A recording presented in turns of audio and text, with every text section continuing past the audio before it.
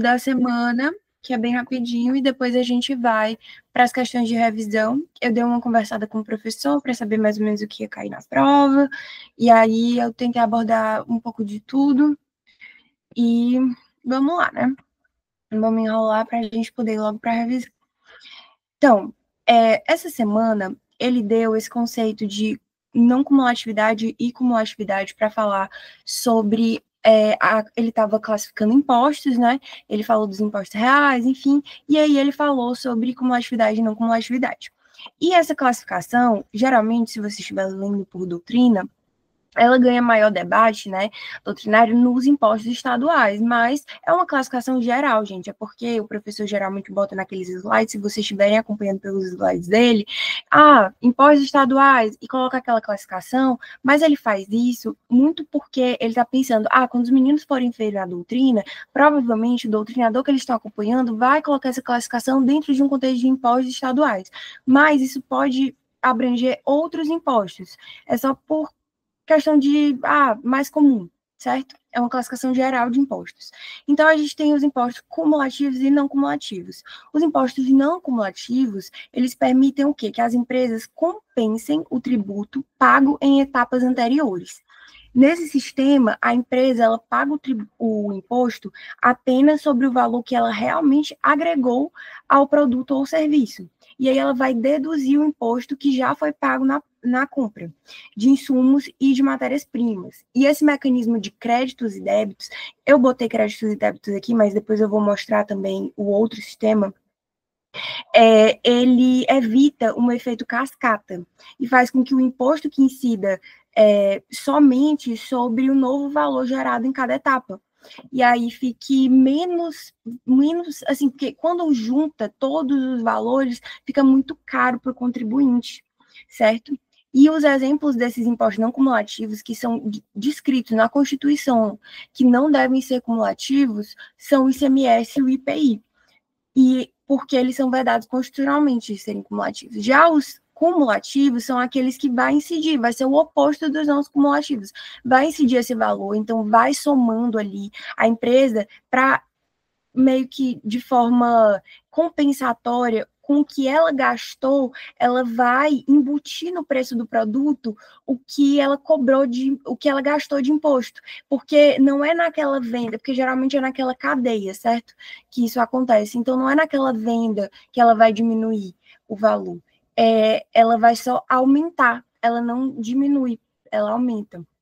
Então, por isso que a gente chama de cumulativo. E isso acontece muito, como a Constituição Federal ela não expressa a vedação ao ISS, isso acontece muito na cobrança do ISS, que é um imposto municipal.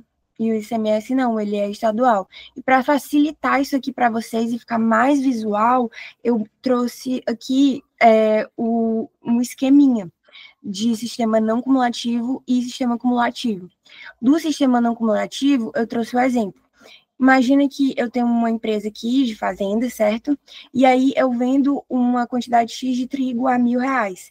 E eu tenho uma incidência de 10% de impostos de R$100 sobre esses R$1.000 que eu vendi. Então, o total que foi de meio que gasto para a minha empresa foi R$1.100, certo? Só que aí, quando eu vou passar para outra, que é aqui, por exemplo, um moinho, que é um sistema de cadeia, tá? A compra desse produto, sendo R$1.100, e a venda da farinha, um exemplo, que vai valer R$2.000, e o imposto valendo ainda 10%, eu, ao invés de somar os R$100 que foi gasto aqui na fazenda no início, eu tenho um crédito, certo? Por quê? Porque esses R$100 eu paguei do imposto que foi pago ali em cima. Então, de certa forma, é como eu vou ainda pagar de imposto R$200, eu diminuísse 100 aqui. É o meu crédito, entende? E aí, o imposto que eu realmente vou pagar é só R$100, porque eu diminuí dos 100 que eu paguei dessa fazenda aqui, em cima, de imposto. E aí, o total fica 2.100, ou seja, menos R$100. E aí, o que vai acontecer? A mesma coisa com essa padaria. Quando ela for para os impostos de 10% aqui, ó, dos 3.000, e aí vai ser 300, ela vai diminuir 200, que foi o imposto, ó, pago aqui em cima. E aí fica só 100. E vocês percebem que isso aconteceu, sendo que R$ 100 foi o imposto pago aqui em cima? Isso acontece por quê? Porque eles querem que seja pago só um imposto, entende? E não fique aquela soma de vários impostos. Então, sempre vai, por exemplo, ser uma alíquota específica e você vai diminuindo dessa alíquota. Não se preocupem, isso aqui não vai cair na prova de vocês, tá? É só porque é o conteúdo da semana, eu preciso dar antes da revisão. E aí, o total ficaria 3.100 e o imposto total, né? Ó, pago 3.100, tá aqui. Já o sistema cumulativo, ao contrário de ter os créditos, eu ia somando. Então, ao invés da outra empresa poder diminuir dos R$ 100, ela só soma. Ela só soma o que ela gastou também. E aí, no final, eu teria o dobro de imposto para pagar. Já na não cumulatividade, tem duas técnicas. Eu tenho o sistema de créditos e débitos e eu tenho o sistema monofásico. No sistema de créditos e débitos, essa lógica que eu falei para vocês, eu vou somando de fase em fase, eu vou diminuindo de fase em fase. Por exemplo, ali ele pagou 100, então, como eu paguei 100 dele, eu vou diminuir dos que eu paguei. E aqui, no sistema monofásico, não. Você só paga uma vez o imposto e aí você já deduz no início esse imposto. E aí, no final, a pessoa só paga o imposto total, porque, por exemplo, tá aqui, ó, imposto R$ 200, o preço vai ser 1.200. Aí o distribuidor já vai comprar por R$ 1.200, né, lucro de 300, e o preço já fica R$ 1.500, certo? E aí vai sucessivamente, só pagou o imposto aqui uma vez. E aí o preço total vai ter uma diferença significativa. Mas não se preocupem, porque o professor fala e eu preciso dar porque ele falou. Só que isso aqui não imagino sendo cobrado de vocês. Eu só tive que trazer porque realmente ele falou, mas não caiu na minha colegiada, nunca vi cair nenhuma colegiada, cumulatividade, não cumulatividade, em tributário 1, gente. Tributário 2 sim, mas tributário 1 não. Enfim, aqui sim, aqui provavelmente vai cair até na prova de vocês, então aprendam que é impostos reais e pessoais, tá? Impostos reais, eles são impostos que o valor daquela base de cálculo, daquela alíquota, vai incidir sobre a propriedade daquele bem. Não vai levar em consideração os aspectos pessoais daquele contribuinte. O que vai ser levado em consideração ali vai ser o próprio bem, quanto aquele bem vale. E ponto. Não vai se levar em consideração quanto aquela pessoa que está pagando ganha, se ela tem capacidade de arcar com aquele imposto, se ela herdou, por exemplo, aquele bem e ela tem como pagar aquele imposto. Nada disso vai ser levado em consideração. O que vai ser levado em consideração é só aquele bem em específico. Já os impostos pessoais, não, eles são bem subjetivos. Então, por exemplo, o maior exemplo de imposto real que a gente tem é o imposto de renda, porque a gente leva em consideração, a gente tem uma tabela e a gente leva em consideração o salário da pessoa para a gente poder incidir a alíquota em cima desse salário. Então, por exemplo, eu trouxe aqui dois exemplos. O exemplo dessa mulher e desse cara. Porque a nossa tabela do imposto de renda ela é meio ridícula também, então eu nem acho ela tão pessoal assim. Mas essa mulher, ela é CEO, tá? Ela ganha R$100 mil por mês. Então, ela tem a alíquota máxima do imposto de renda, que é 27,5%. Então, 27,5% de R$100 mil, que é a base de cálculo, é R$27.500, que é o que ela paga de imposto de renda. Já esse carinha aqui, ele é advogado júnior, ele ganha R$3.751 e a alíquota que incide sobre o imposto de renda dele, da tabela, é de 15%. Ele ganha bem menos do que ela, né? Então, o imposto dele é de R$562. Mas ela tem um Mini Cooper Electric 2022. E o valor venal desse carro, que a gente diz que é valor venal, é o valor de mercado desse carro dela, é de R$179.353. E a alíquota sobre esse carro, como ele é elétrico, é de 2,5%. Então, o IPVA do carro dela é 4.483. Já ele ganhou esse Porsche do pai dele, no exemplo, tá? Porque com esse salário não tem como comprar, mas vamos supor que ele ganhou esse Porsche. E o valor venal do Porsche dele é R$715.061, certo? E a alíquota é 2.000%, porque esse poste também é elétrico. E o IPVA desse poste, gente, é R$17.000. E vai ser. Não importa se ele ganha R$3.000 e ela ganha R$100.000. Ela não vai pagar mais porque ela ganha R$100.000 e ele não vai pagar menos porque ele ganha R$3.000. E é por isso que tem uma diferença muito clara nos impostos que são pessoais e levam esses aspectos subjetivos em consideração e os aspectos reais, que vão olhar para o valor do bem e vão incidir sobre o valor do bem. E é essa a diferença, tá?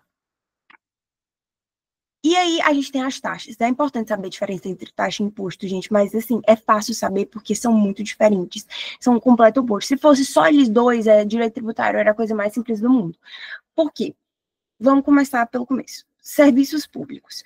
Os serviços públicos, eles podem ser específicos ou podem ser gerais, certo? Os serviços públicos específicos, eles vão atender diretamente o indivíduo para uma coisa específica que eu preciso. Por exemplo, quando eu vou emitir a minha carteira de motorista.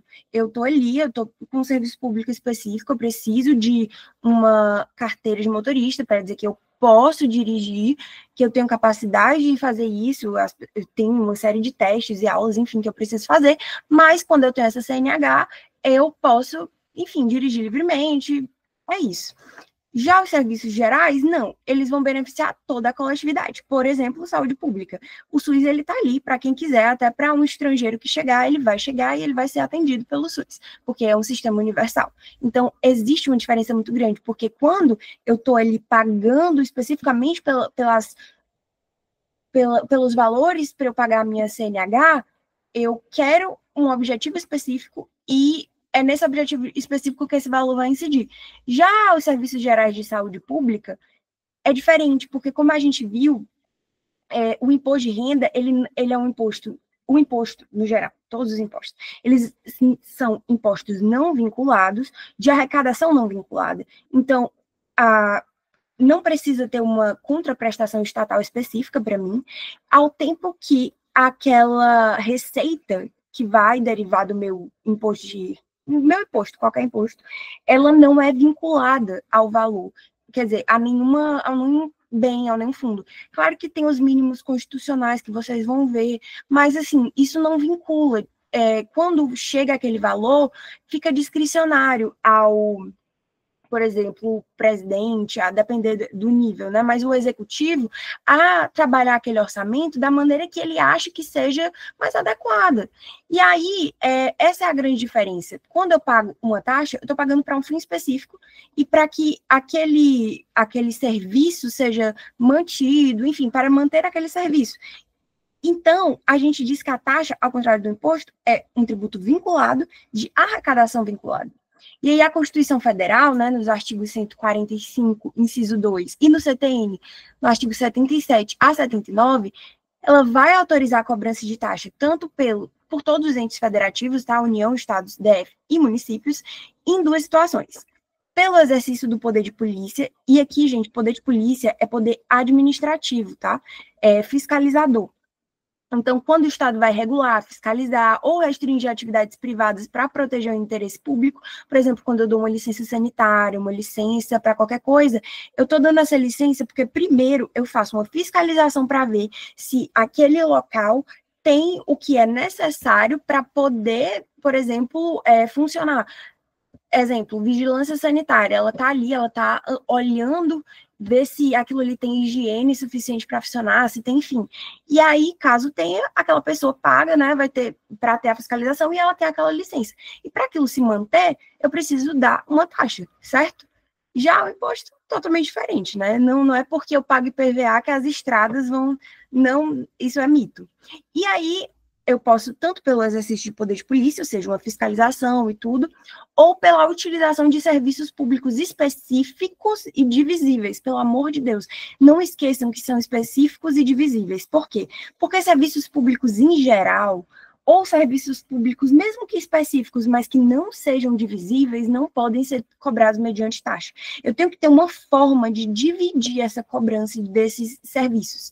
E um dos grandes exemplos disso, gente, é a iluminação pública. Antigamente, tinha alguns locais que cobravam a iluminação pública por taxa.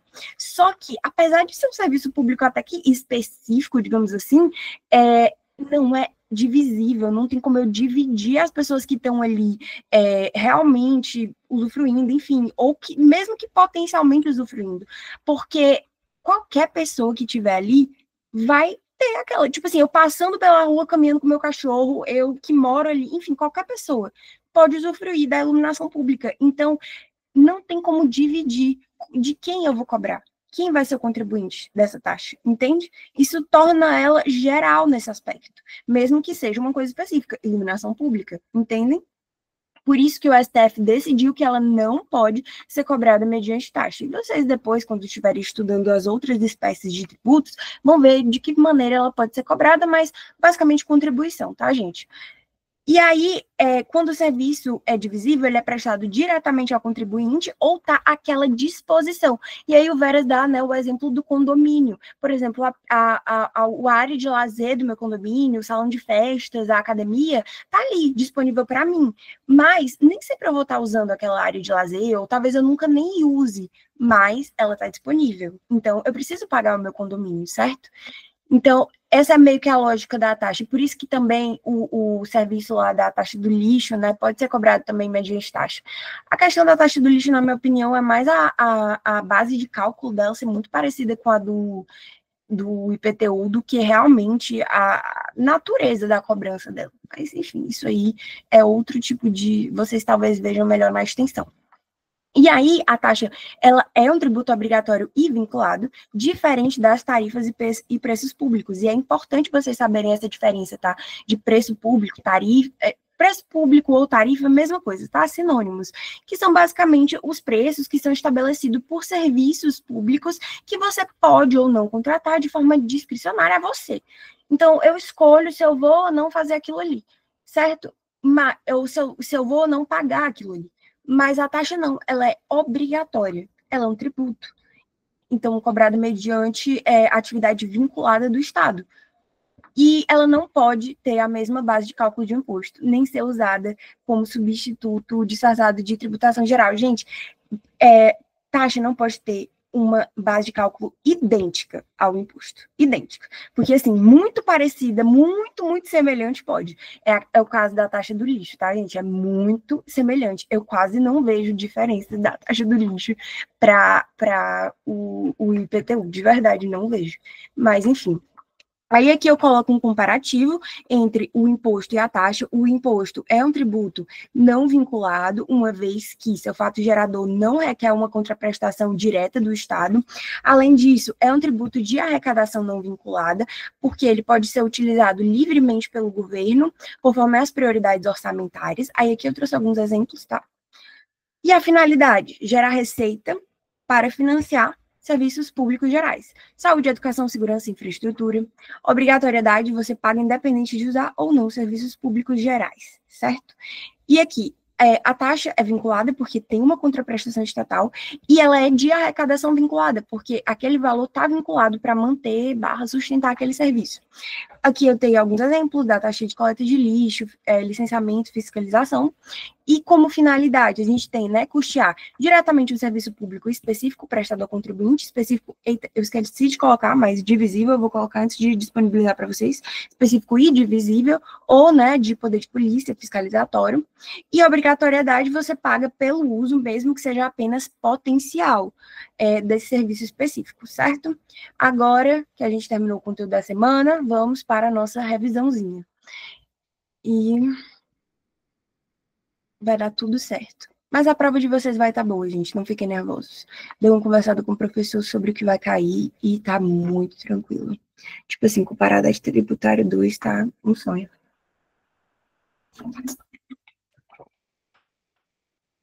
De verdade, tá muito boa a prova de vocês. Principalmente porque vocês podem levar o CTN, né? Então tá bem legal. Assim, pelo que ele me disse que vai cair. Vamos lá. Revisão de tributário 1. Eu coloquei aqui. Assinale a alternativa que não corresponde a uma característica essencial do tributo. Aí tem, letra A, prestação pecuniária compulsória. B, vinculada a uma atividade estatal específica. C, instituída mediante lei formal, ou D, constitui contraprestação por serviços públicos voluntários. Vocês querem responder ou ninguém chuta nada? Ninguém chuta nada? Essa tá fácil, gente. Não? Tá. Então, Calma, Isadora, que eu tô analisando, calma. Tá bom. Pode analisar.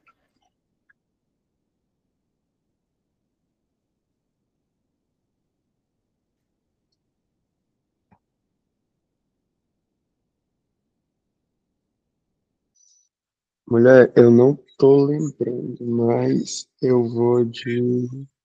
Não corresponde à característica social. Não corresponde. Eu vou de D. Uhum. Letra D. Por que que é a letra D? Porque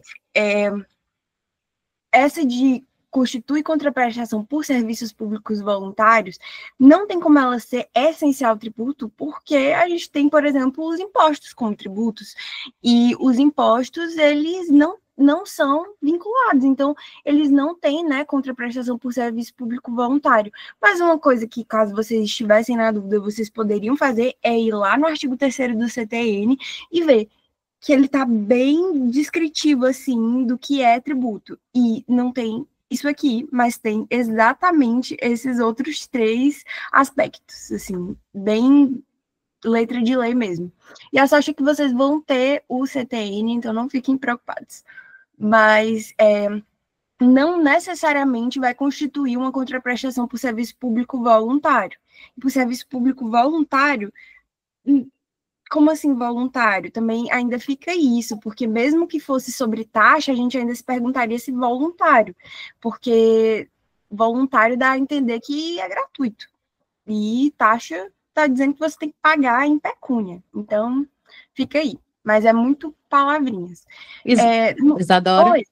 Exatamente, eu acho que estava muito na cara a resposta por essa questão de serviços públicos voluntários e pela aula que ele dá sobre a questão de taxas que a gente tem que pagar e tal, então ficou muito na cara D, né? E os outros já estava bem evidente que não era, porque pela aula mesmo como ele dá, eu acho a aula dele bem fácil e didática, a explicação dele, então foi bem fácil, sem nem olhar o código.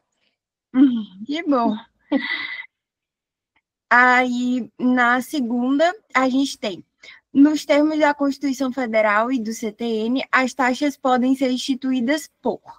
Aí, letra A, apenas pela União, em casos especiais. B, União, Estados e Distrito Federal e municípios no âmbito de suas competências. C, exclusivamente para serviços de segurança pública. E D, somente quando houver utilização efetiva do serviço pelo contribuinte. Eu acho que eu vou de B. Com certeza, B. Tá certo, gente. Por quê? Porque é o que eu falei para vocês, né? Ainda agorinha. A taxa ela pode ser instituída por qualquer ente federado, né? Dentro do âmbito das competências deles. E aqui embaixo, tá? Tem os gabaritinhos com suas respectivas localizações no CTN, tá? Então, aqui vocês vão achar tanto no 145, inciso 2 da Constituição Federal, quanto no 77 do CTN. Aqui, no 3, o imposto sobre propriedade de veículos automotores, IPVA, é considerado, a letra A, um imposto real e estadual de competência dos Estados e Distrito Federal, uma taxa vinculada à utilização de vias públicas, um imposto pessoal federal de competência da União, ou uma contribuição de melhoria relacionada à infraestrutura viária. A. É a letra A mesmo. Por que, gente, que vocês acham que... Quer dizer, por que é a letra A? É letra A, né, porque o IPVA, ele é real por incidir justamente no bem e não, né, em características pessoais do contribuinte, e também porque ele é de competência dos estados e do Distrito Federal. Então, a gente paga o nosso PVA para o Ceará. Essa é bem boazinha mesmo. E, gente, eu juro, eu não tô botando a revisão fácil, assim, legal, porque eu facilito as coisas. Eu fui monitora do professor liberado por 1 ano e eu fazia as minhas revisões nível terrorismo. É porque eu vou muito pela prova e pelo que eu conversei com o professor. E a prova de vocês vai estar nessa vibe totalmente aqui. E eu até mandei a revisão pro professor, tipo, tá boa? E ele falou, excelente, muito parecida com a prova. Então, tá, a prova vai estar nesse nível aqui, juro. Não, eu gostava, só que para os alunos era muito difícil, aí, tipo, acabava que desanimava bastante, né, porque é complicado, era muito conteúdo. Enfim, aí tem a taxa de alvará ou de funcionamento, também conhecida como taxa de localização, é exigida, em regra, dos construtores de imóveis a fim de remunerar o município pela atividade fiscalizatória relativa às características da obra realizada. E ela é constitucional por quê? A. Está vinculada ao exercício do poder de polícia e possui base de cálculo proporcional ao custo da atividade estatal. Então, a prova, ela é de, acho que 5 objetivas e 2 ou é 6 objetivas e 2 abertas. É uma coisa assim, mas assim, são 2 abertas, 2 questões de escrever, e o resto é assim, de marcar. E aí, eu acho que são 8 questões. Eu acho. São 8 questões, se eu não me engano. Então, tá bem, bem tranquilo mesmo. Aí, a taxa, né, é constitucional por quê? E a constitucionalidade aqui da taxa de alvará ao funcionamento, vocês vão encontrar no... Tu nem tinha dado a resposta, mulher. Eu tinha que esperar vocês, né? Era o item A? Era o item A.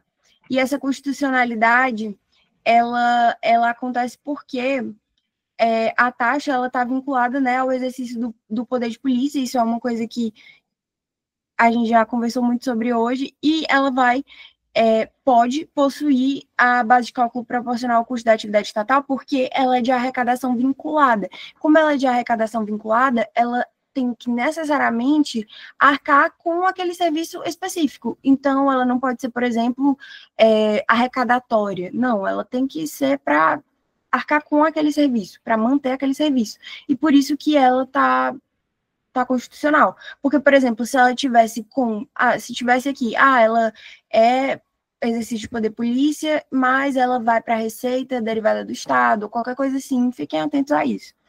Aí a B estaria errado, porque incidir sobre o consumo de produtos sujeitos à vigilância sanitária não tem nem sentido. Imposto seletivo ainda nem temos, mas vamos ter em breve, mas imposto não é taxa. E pode ser cobrada mesmo sem prévia autorização legal, e não, a gente precisa, né? A gente tem o princípio da legalidade. Aí aqui, diferencie taxas de preços públicos, assinalando a alternativa correta. Preços de serviços públicos e taxas não se confundem, porque essas, diferentemente daqueles, são compulsórias e têm sua cobrança condicionada à prévia autorização orçamentária em relação à lei que as instituiu. A letra B. Taxas e preços públicos são sinônimos, ambos tributos vinculados a serviços públicos. Letra C. Os preços públicos referem-se a tributos estaduais, enquanto a taxa municipal. E letra D. Taxa incide sobre atos ilícitos e preços públicos sobre serviços voluntários. O que vocês acham? Isadora não é por nada não, mas ainda é o item A? Ainda é o item A, porque os outros não tinha como ser, né? Tipo assim, por exclusão você tem como saber. Mas os preços públicos, eles têm um caráter muito contratual, e as taxas não, elas são obrigatórias, elas são compulsórias. Então, elas têm que estar, né, dentro do princípio da legalidade. Gente, eu sei que tá fácil, eu até achei fácil demais, mas eu fiz no que eu não dificultei para vocês, porque eu não vou fazer uma coisa maior do que o nível da prova para deixar ninguém nervoso, entendeu? E aí eu achei tranquilo. Mas, enfim, aí tem, ok, vamos para as abertas. Eu acho que essa aberta, tá. O município Delta instituiu uma taxa de coleta de lixo domiciliar, calculada com base na metragem do imóvel. Um contribuinte alega que a taxa é inconstitucional por utilizar a base de cálculo semelhante à do IPTU. Aí, aqui, letra A. A taxa de coleta de lixo pode usar a metragem do imóvel como base de cálculo? Explique e fundamente. O que vocês acham? Pode ou não? Porque é semelhante. Ao meu ver, eu acho que pode, mas depende, porque a taxa é diferente de imposto, né, obviamente, mas, pô, eu sei, eu acho que eu sei essa resposta. Só um instante, deixa eu pensar um pouquinho.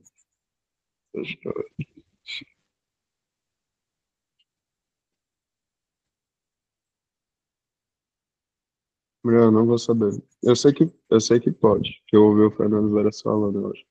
Pode. Por quê? Porque, como o Vera deu o exemplo, né, tem a questão do terno e tem a questão do terno idêntico ao dele. E aqui é a questão do terno, é um terno, mas não é idêntico ao dele. Porque a gente tem uma súmula, e eu vou até pedir para vocês verem se vocês têm no VAD de vocês, que é a súmula vinculante 29. Essa súmula vinculante, ela fala exatamente isso. Ela fala, é constitucional a adoção no cálculo do valor da taxa de um ou mais elementos da base de cálculo própria de determinado imposto, desde que não haja identidade entre uma base e outra. Ou seja, pode ser muito semelhante, só não pode ser idêntico. E está aqui, é súmula vinculante do Supremo, e eu acredito que tenha no final do VAD de vocês, se vocês forem lá babade. Se não, dê um jeito de anotar ou de imprimir essa súmula, porque é importante. Isadora, é o tal do copia, mas não faz igual, né? Copia, mas não faz igual, exatamente. Eu acho um absurdo, eu acho inconstitucional. Mas minha opinião não vale de nada, né? A opinião do Supremo. Então, fazer o quê? E a sétima, o Estado alfa instituiu um tributo sobre emissão. Essa aqui, gente, é mais difícil, tá? Então, fiquem mais atentos. Essa aqui já dá uma dificultada. Porque geralmente o Veras faz assim, uma prova mais tranquila, mas ele dificulta em uma questãozinha. O Estado alfa instituiu um tributo sobre a emissão de gases poluentes, que incide sobre as indústrias cujas emissões ultrapassam o valor previsto, com alíquotas progressivas conforme o volume excedente. A Associação Industrial alega que o tributo configura sanção por ato ilícito, violando o artigo 3º do CTN. Letra A. A alegação da Associação Industrial é procedente?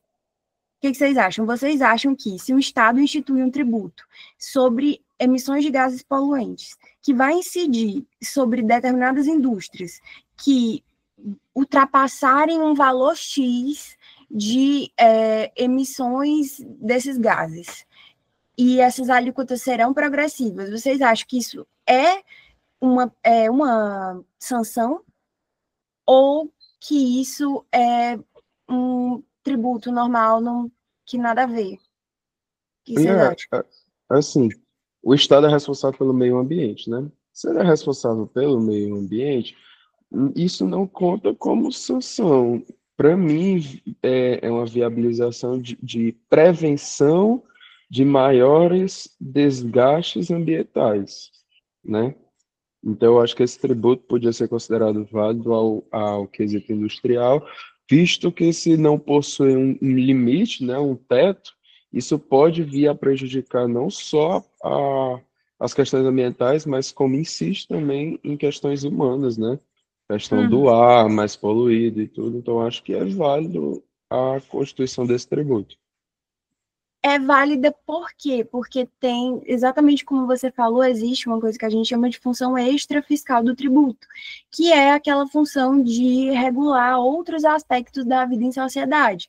E aqui, um detalhe muito importante para vocês se atentarem é, as emissões que ultrapassarem esse valor previsto em lei, elas não são ilícitas, tá, gente? Porque ilicitude vem de uma coisa quase que criminal, ou sei lá, que vai... que é errada por lei, assim, que tem uma lei que existe. E mesmo que ultrapassar esse valor é só fato gerador para pagar o tributo, e não para punir alguém, entende?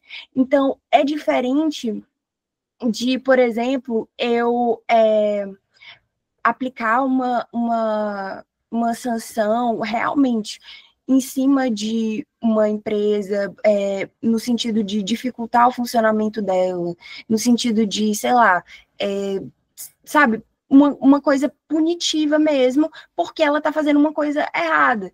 Por exemplo, o caso os casos de crimes contra a ordem tributária, quando eles fraudam alguma coisa, né? Aí já é outros 500, tá, gente? Porque aí vai até para o âmbito criminal. Mas aqui não tem uma sanção por ato ilícito, porque cadê o ato ilícito? Não é porque a lei diz que tem um determinado valor previsto, que vai ser visto aqui como fato gerador para a incidência do tributo, que você vai ter que pagar, que aquilo ali é proibido, porque a lei não está dizendo é proibido emitir gases a partir de tanto. Não, ela não está dizendo isso, ela está dizendo que a partir de tanto você paga. Então, tem uma diferença muito grande. Quando for proibição, quando for uma coisa assim, aí já é outros 500, sabe? Mas aqui não é. E aí entra, né, essa questão de diferença entre função extrafiscal e sanção por ato ilícito, que é exatamente isso que eu acabei de comentar, que a sanção por ato ilícito, ela visa realmente esse caráter punitivista, de sancionar uma coisa que é ilícita, que é errada, que é infracionária. Mas a função extrafiscal não, ela visa, como é que eu posso dizer, parar um comportamento, ela visa de forma muito assim, indireta, digamos assim, né? Porque financeira, fazer com que desincentivar um comportamento. E de que forma eu posso desincentivar uma emissão de gases poluentes? Cobrando a mais. Então, a empresa ela vai se reorganizar para não ter que pagar. Só que eu não estou proibindo, eu não estou, sabe, punindo aquelas pessoas. Não, eu estou dizendo, olha, gente, já que quando vocês emitirem, provavelmente isso vai causar um dano ao meio ambiente, esse dano ao meio ambiente vai para o bolso do Estado, a gente precisa também que, né, vocês arquem com isso. Então, tem muito essa lógica de receita. Pensem que é tudo muito pelo dinheiro e não, sabe? Assim, claro que tem essa questão estatal. Mas, gente, resumidamente, é isso aqui, a revisão de vocês. Aí, tem mais um bônus, que é... Eu não vou ler aqui, eu vou disponibilizar, e eu só vou mostrar para vocês que eu vou disponibilizar para vocês, que é esse materialzinho, que é minhas anotações de aula. Porque eu acho que, sei lá, tem gente que gosta de ver, que gosta de, enfim, não entender um conceito X ou Y, e deixa eu ver se eu consigo botar aqui. E aí isso vai facilitar. Então, esse material aqui, eu anoto as coisas de aula que o professor fala, e eu acho que vai facilitar a vida de vocês. Então, e eu vou deixar o link lá no grupo, porque na descrição, porque aí vocês podem ir acompanhando. Faltei uma aula, por exemplo, vocês vão ver do que ele abordou aquela aula, enfim. E é isso, gente. Coloquem, por favor, o nomezinho e a matrícula de vocês para eu poder atribuir, né, ao ponto. E muito obrigada por virem, e aos que participaram, muito obrigada também.